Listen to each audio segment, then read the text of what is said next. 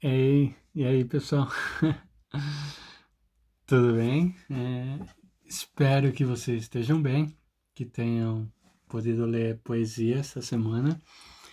E eu estou aqui com mais esse pub para nós, para conversar sobre poemas, poesia.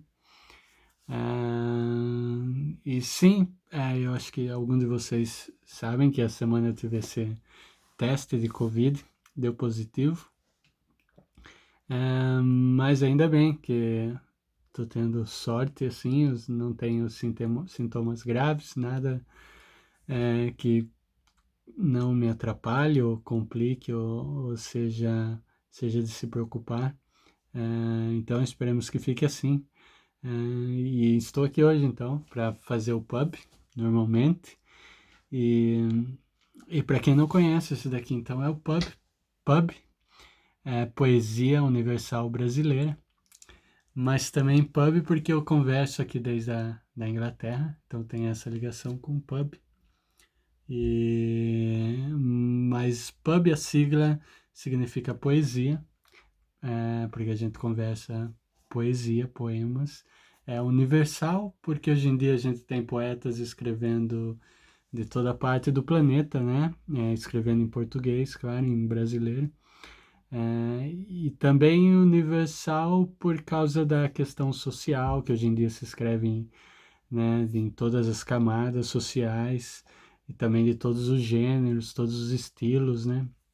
Como hoje a gente vai ver um estilo diferente, que é a primeira vez a gente vai ver aqui no canal, haiku, e inclusive é a primeira vez que eu estou mergulhando um pouco mais profundamente nesse estilo. É, então, universal por causa dessas questões contemporâneas, né, de, de, que são positivas, né, das pessoas poderem se expressar, né, o seu pensamento, publicar até, né, com mais facilidade os seus poemas. E brasileiro, né, brasileiro, porque a maioria dos poetas que a gente conversa aqui são brasileiros. O que não impede, como a gente sempre diz, que a gente converse talvez um dia sobre poetas portugueses ou angolanos ou moçambicanos ou que escrevam em língua portuguesa, mas que não sejam brasileiros. Então, acho que é isso daí, né? Fora isso, queria agradecer a galera que já está se inscrevendo aí no canal, que já comenta, que conversa com a gente aí sobre poesia bacana. Valeu pelo apoio. É, e é isso daí. Esse é um canal, então, não é uma aula, não é um curso, não é nada, é somente alguém que gosta de ler poesia, que gosta bastante de ler poesia e que quer aprender, que quer aprofundar o seu conhecimento, ampliar as suas possibilidades de leitura. Então, essa é a função desse canal, criar esse espaço não, onde eu possa conversar com quem também gosta de poesia, que possa me dizer, né, maneiras em que eu possa estar lendo poemas, estar lendo poetas. Então, aqui tudo que se diz aqui é possivelmente temporário, não é definitivo, é somente a minha opinião, os meus questionamentos, a maioria deles filosóficos, porque filosofia é a nossa outra paixão. Então, poesia e filosofia para nós andam junto, essas questões. Então, a nossa leitura é sempre uma leitura questionadora nesse sentido. Sempre aí conhecer, sim, essa tonalidade meio socrástica, não, de sempre estar duvidando de nós mesmos e do que a gente lê, então sempre questionando. E isso não é diferente com o que a gente vai ver hoje. Apesar de que, para mim, é uma nova experiência realmente. Estou aqui aberto para aprender. Essa semana foi a primeira semana em que eu vi alguns seminários, algumas lectures ou aulas sobre haiku e adquiri esse livro que é o Penguin Classics. Então, Penguin é uma editora, né, reconhecida. Então, eles têm esse livro de The Book of Haiku. Então, tem ali um estudioso, né, um PhD em haiku, em cultura japonesa, onde ele escreve um pouquinho a introdução. E a partir dessa introdução, a partir dessa primeira leitura, onde eu li essa semana 3 poetas brasileiros, todos eles publicados pela Casa Verde, que a gente vai ver aqui, a editora Casa Verde. E fora isso, eu acho que antigamente, lá na minha juventude, né, quando eu comecei a ler poesia, já perto dos 20 anos, eu li Paulo Leminski, né, bastante, e com certeza devo ter lido, né, a sua experiência com os haikus, mas mas não tive a curiosidade na época de me aprofundar ou de ir atrás e conhecer Basho, conhecer cultura japonesa, conhecer a história desse estilo, que é algo que eu pretendo fazer agora, né? Então a gente só tô aqui dando os primeiros passinhos. É, e, e eu não vou entrar na questão do, né, histórica exatamente, ou do nome, porque pelo que eu tenho visto aqui nesse livro que eu comprei em língua inglesa e nas aulas que eu vi no YouTube, né? Haiku, eu acho que é a palavra realmente usada, o termo usado no Japão e em língua inglesa, para o que no Brasil a gente chama de haikai. Eu não entendi ainda como que aconteceu isso de no Brasil ser haikai e nas outras partes parecem serem haiku. Aqui tem uma explicação, né, porque é haiku, né? Mas eu não vou tentar explicar para vocês aqui ou contar sobre isso, talvez no futuro, quando esteja melhor e claro para mim também a gente possa falar sobre isso. Eu gostaria de falar mais, na verdade, sobre essa questão filosófica realmente de expressão, né, do que transmite ou tenta transmitir o haiku ou o haikai. Mas isso também numa visão moderna, porque parece, pelo que eu vi até agora, é que na época do Basho, que começou a escrever acho que no século XVII, né, no Japão, é, não era realmente aí, não é que ele escrevia sobre, né, baixo da influência ou sob a influência da filosofia Zen ou da filosofia taoísta. Parece que não foi bem isso. Na verdade, eles tinham, né, no haiku, então, esse verso, né, que o haiku, para quem não sabe ainda menos do que eu, talvez, são esse pequeno, né, verso, pequeno poema, né, de 3 versos, onde você tem 5 sílabas poéticas e depois 7 e depois 5. E geralmente tenta transmitir em formas quase de um diário ou de uma fotografia, né, algo parecido com isso. Uma imagem, né, uma imagem da realidade, né, ou da natureza, que deixa em aberto o contraste que pode haver na realidade entre a existência, né, a existência e a passagem da existência. Então o haiku ele lida com a coisa do contraste, né, muito com a coisa da parte tentando representar uma totalidade, né? Então você tem esse pequeno poeminha, né, esse pequeno trecho, que exatamente por ser breve, né, e não poder conter tudo ali nele, né, ele deixa em aberto muito questionamento, né, e se você começa a questionar essas coisas, você atinge aí uma totalidade maior daquela realidade. E ele parece que sempre inclui, principalmente antigamente, né, quando eles escreviam, questões das estações do ano, né, da questão da natureza, né, e,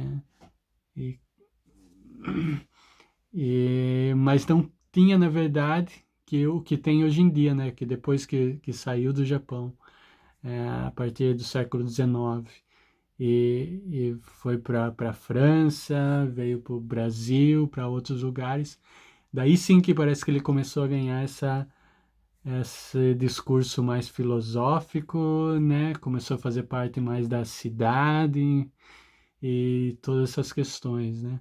Mas, como eu disse, tampouco eu posso estar falando muito da questão teórica ou tudo isso, porque eu estou aprendendo. Hum, E desse aprendizagem, então, eu parto agora mesmo, né?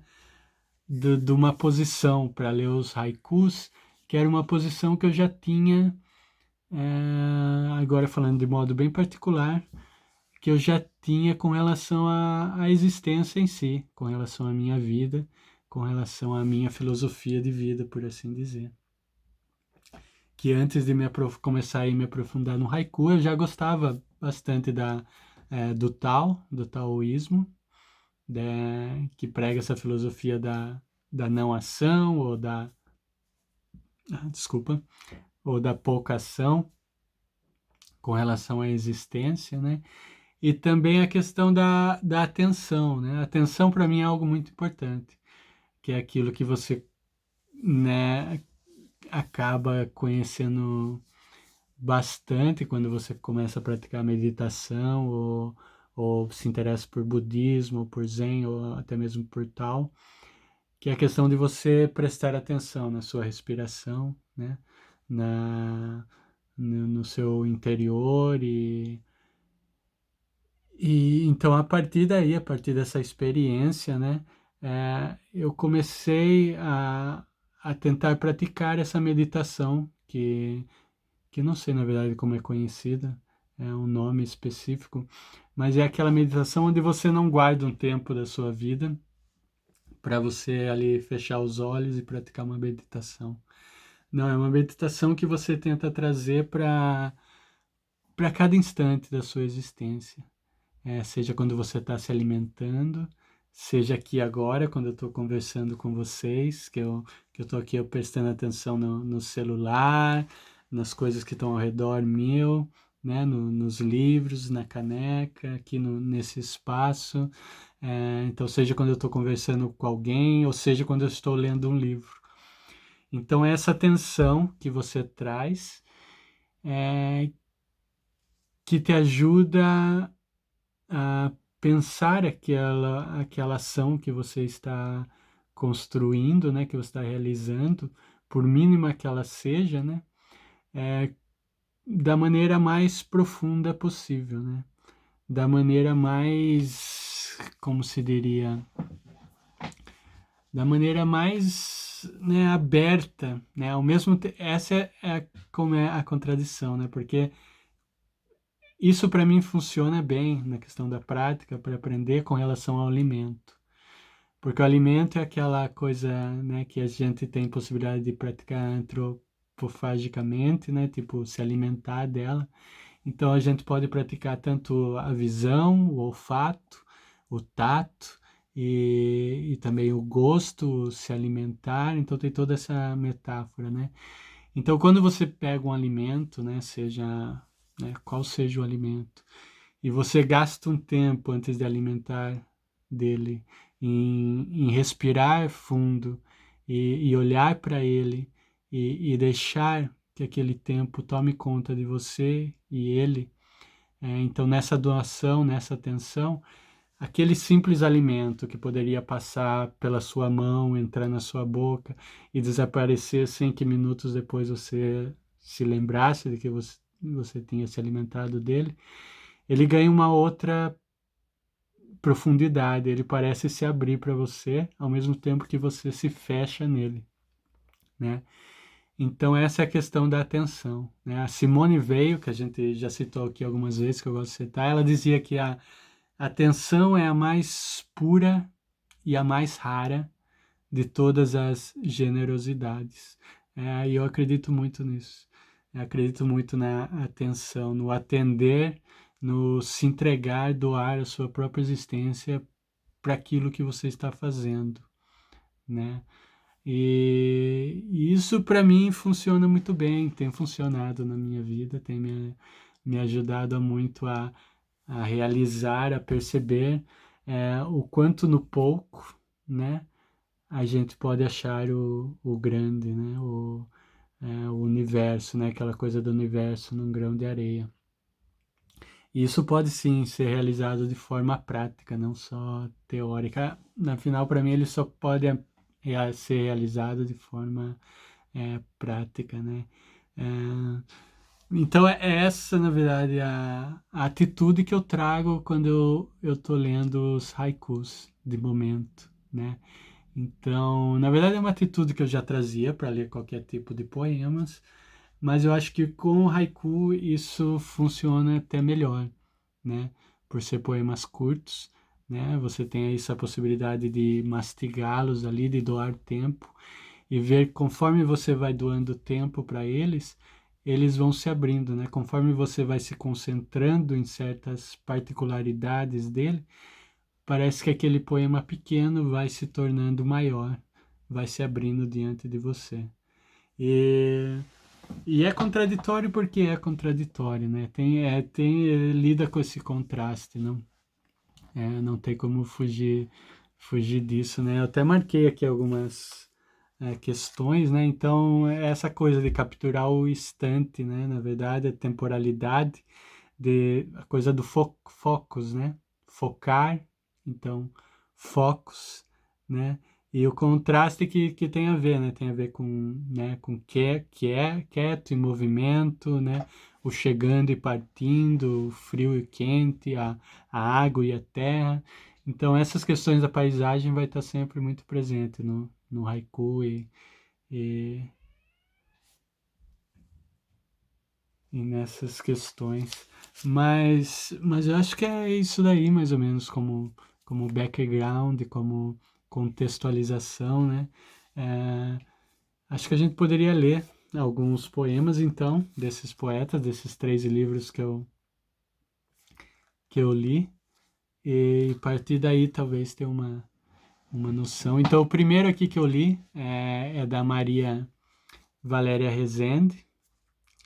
É, Maria Valéria Rezende, então, para quem não sabe, ela é uma grande romancista, escritora, já consagrada no Brasil, na verdade, com vários, né, jabutis, tanto para livros infantis, juvenis.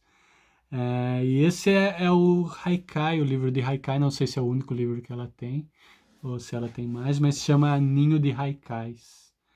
E, e ela dedica, né, a Alice Ruiz, que é uma outra escritora no Brasil, famosa pelos haikais.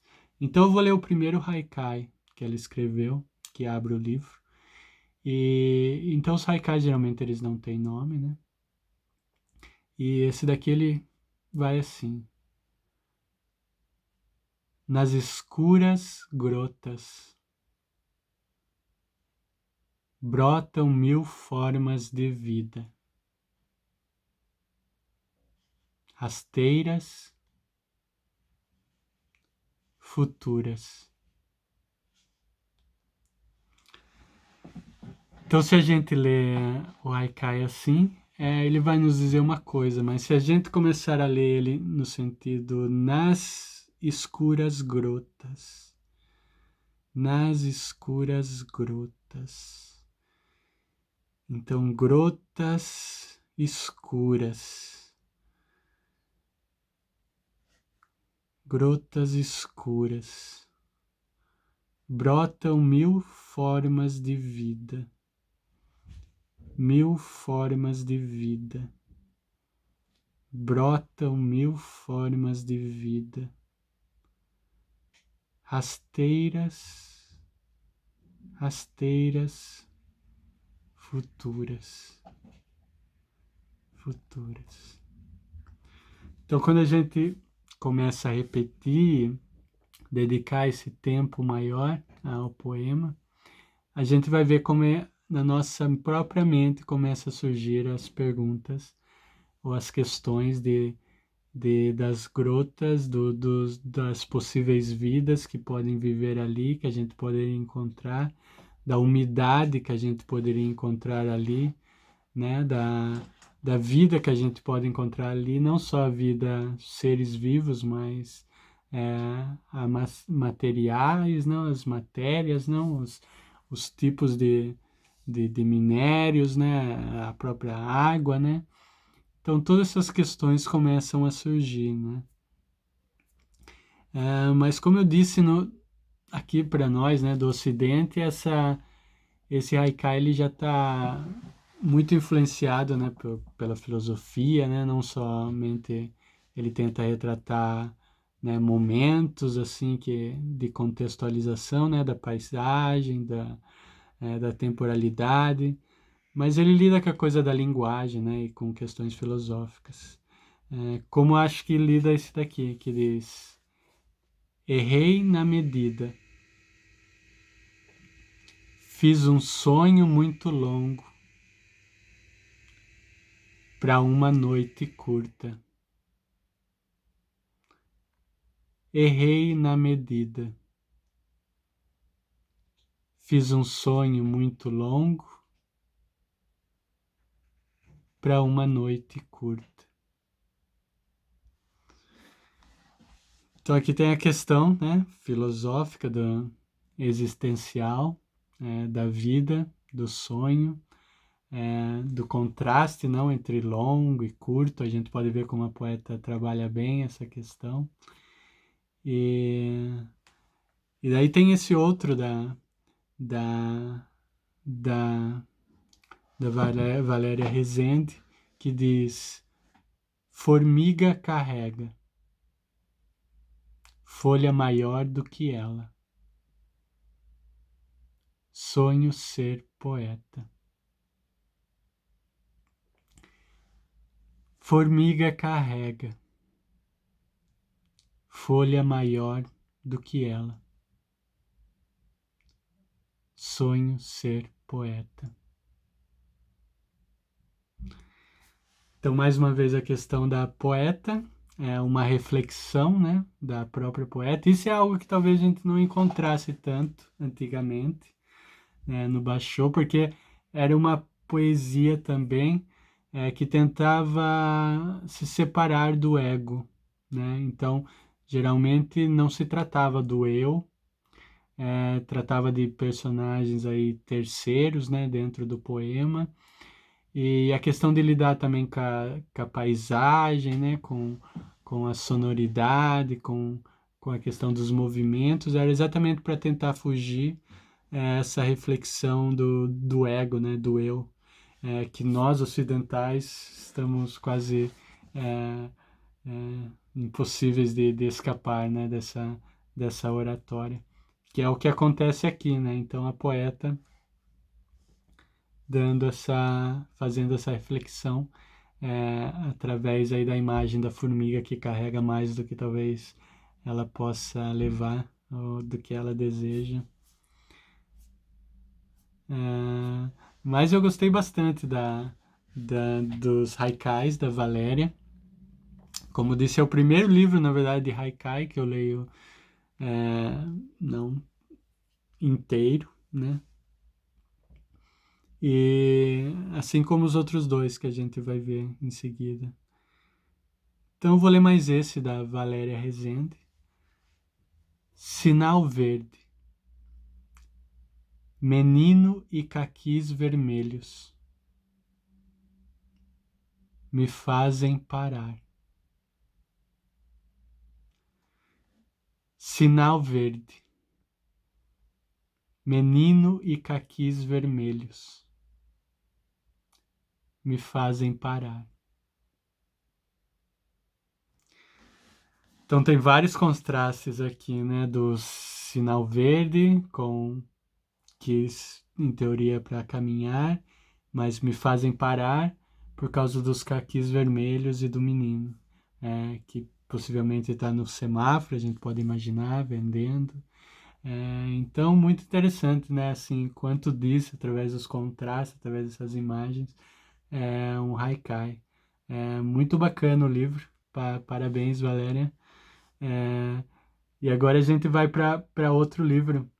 Todos esses livros foram publicados pela Casa Verde, editora, né?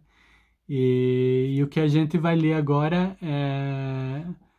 foi publicado em conjunto, na verdade, e é o livro da Laís Schaffler, Laís Schaffer, espero que eu pronuncie certo. Então ela escreveu o livro Com Dedos e Lábios Roxos.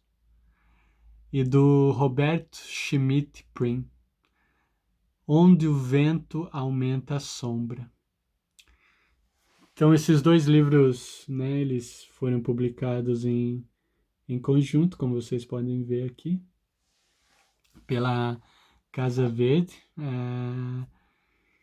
E eu vou ler um pouco de cada um deles. Então, o primeiro poema da Laís diz o seguinte: Manhã de domingo, acordam cedo e sorrindo,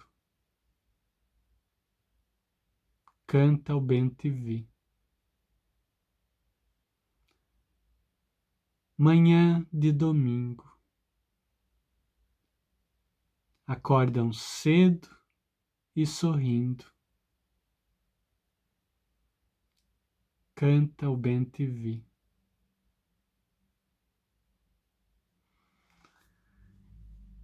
Então a gente começa, né, com esse tempo que parece que é meio fixo, né, da manhã e do domingo, né, para logo ter um movimento, né, do verbo, não acordam cedo e sorrindo. Então esses acordam, né, já deixa aí quem acorda, né, a gente pode se perguntar, né, serão os bem-te-vi, serão os pássaros, né, será toda a existência, né, será a totalidade da existência ou será algo particular, né? Então essas questões, né, que esse pequeno poema, né, pode trazer à tona é o que tenta jogar, acho, o haiku, né, que é interessante, né? É, a totalidade da particularidade, totalidade a grandeza do pequeno, né? Todas essas questões, né? E, então é bacana. Eu vou ler outro poema, então, aqui outro haikai da Laís. Permite que vejam dois olhos por trás do leque. A boca é mistério. Permite que vejam dois olhos por trás do leque. A boca é mistério.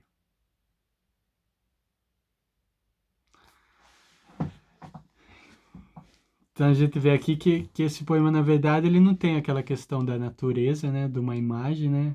Ele começa com um verbo, né? Dois verbos, na verdade, não aí. Então, duas ações, né? Permite que vejam, né? A questão do olhar, né?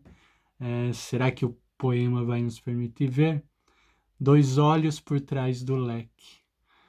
Então, aqui tem a imagem, né? Dois olhos, mas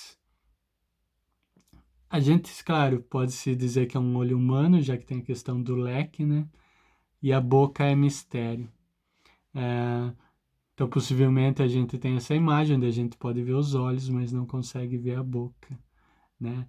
Então, tem a questão aí da leitura, né? Dessa leitura que se esconde como se esconde o próprio haikai, né? Então, o haikai é tipo esse olhar que a gente vê coberto do leque, né? Então, a gente vê parte dele sempre, né? Então, essa parte cria aquela coisa, né? Aquela coisa que a gente faz, não de que parece que é mais sensual, né? Aquilo que está não totalmente desvestido, mas que está aí dando a ver, né? Dando a aparecer algumas coisas, né? Então, essa questão da sensualidade, na verdade, ela estava bem presente nos poemas, né? Me parece, do Basho, né? Daquela época. Inclusive, sensualidade, né? Realmente, não chegando à vulgaridade, claro, né? Que a vulgaridade acho que é do nosso presente, mas eram coisas sensuais, né? E coisas bastante assim explícitas, né? Inclusive com imagens. É, mas esse poema aqui dela é meio nesse sentido também. Moça comportada, quando senta, cruza as pernas e abre bem o leque. Tá, esse daí eu vou deixar na imaginação de vocês, para que vocês possam aí relê-lo, né? Quando adquirem um livro e, e poder aí soltar a imaginação. Se der tempo, eu vou mostrar uma imagem do que eu tenho aqui no livro que eu comprei, dos haikais, né? Da coleção da Penguin Classic. Tem algumas imagens da sensualidade dos haikais antigos. E tá, então agora eu vou ler alguns poemas agora do Roberto, né?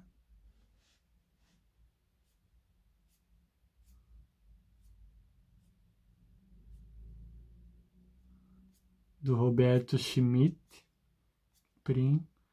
Ah,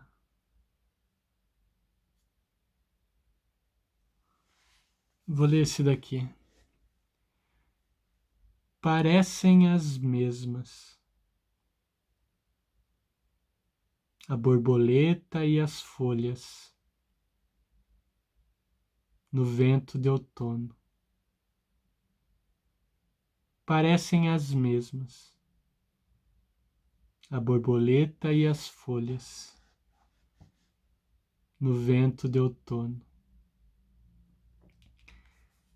Então, uma imagem bonita aqui, né, dessas borboletas e as folhas se misturando, nessa cor do outono, né, que é sempre uma cor bonita, né, na verdade é a minha estação preferida, né. Vamos ler outro aqui do Roberto. O céu alagado, na rua depois da chuva, uma poça de água. Então aqui tem essa questão da água que estava sempre muito presente nos haikais, não? E aqui essa imagem bonita também, né? Essa transfusão do céu para a poça de água, né? E na chuva, né? Então aqui a gente tem toda esse registro, né? Dessa época, desse tempo, né? Coisa muito presente nos haikais. Então vou ler o último poema aqui do Roberto, né? Lê esse daqui. Peixinho vermelho, acenando as barbatanas, borbulhas no aquário. Peixinho vermelho, acenando as barbatanas, borbulhas no aquário. Isso daí eu vou deixar para vocês também, aí usarem a imaginação de vocês, lerem, né? Adquirirem aí o livro, né? Espero que vocês possam aí comprá-los e lê-lo. E é por aí, essa é a minha primeira aventura então nos haikais. Com certeza a gente vai conversar aqui mais sobre haikais, conversar sobre essa maneira de atenção, né? Essa coisa que é realmente importante, né? Para mim, no meu ponto de vista. E, e é isso aí, queria agradecer a Casa Verde aí pelos livros aí. Parabéns, Roberto, parabéns, Laís, parabéns, Valéria Rezende, pelos haikais, pelos livros. E espero que vocês tenham curtido, né? Se vocês curtiram, aí ajudem aí, compartilhem, se inscrevam, né? Conversem, comentam, digam quais livros eu poderia ler sobre haikai para aprender, quais são legais, quais vocês gostam. E até a próxima, né? É isso daí por hoje. Vivam uma existência fantástica, leiam poesia, bastante poesia, seja haikai ou não, haiku ou não. E a gente se vê no próximo sábado, né? Aí lendo poesia durante a semana, muita poesia, tá? Um abraço, se cuidem e leiam poesia. Até mais, até a próxima. Tchau, tchau, valeu.